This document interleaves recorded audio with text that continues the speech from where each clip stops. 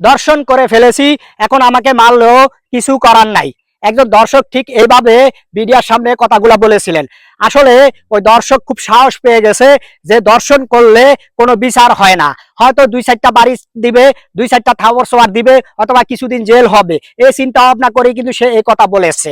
আর না হলে কোনো দর্শকের এত সাহস হতো না যে এই কথা বলার। কারণ আপনারা ইতিমধ্যে সবাই জেনেছেন, ভোলা জেনারেল হাসপাতালে একজন মহিলা রুগীকে দর্শন করা হয়েছে, একজন দালাল অনেক জোর করে তাকে দর্শন করেছে। আচ্ছা, মা বোনরা যদি হসপিটালে ভর্তি হওয়ার পরে নিরাপত্তা না পায় এবং বিভিন্ন বাসা বাড়িতে এবং থানার ভিতরেও অনেক সময় দেখা গেছে নিরাপত্তা পায় না, তাহলে মা বোনরা নিরাপত্তা কোথায় পাবে? এই যে হাসপাতাল যে ঘটনাটা ঘটেছে এবং ওই দর্শক যে কথাগুলো বলেছে, এটা তার সাহস কোথায় থেকে আসছে? কারণ বাংলাদেশের এমন আইন, এই আইনের কারণে সে সাহস পেয়েছে। কারণ বাংলাদেশে যে আইন আছে, এই আইনের ফাঁক ফোকর দিয়ে কিন্তু তারা বের হয়ে যেতে পারতে আছে। কারণ দর্শকের কোনো বিচার হয় না। আজকে যদি 2টা-4টা ফাঁসি হতো তাহলে কিন্তু দর্শক সব সরো হয়ে যেত।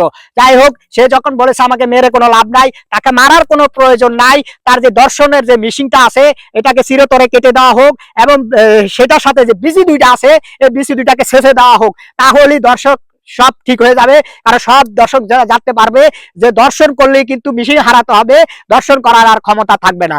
যদি আপনারা এই কথার সাথে একমত থাকেন তাহলে আপনারা ভিডিওটা বেশি বেশি করে শেয়ার করে দিয়ে অন্যকে দেখার সুযোগ করে দিন।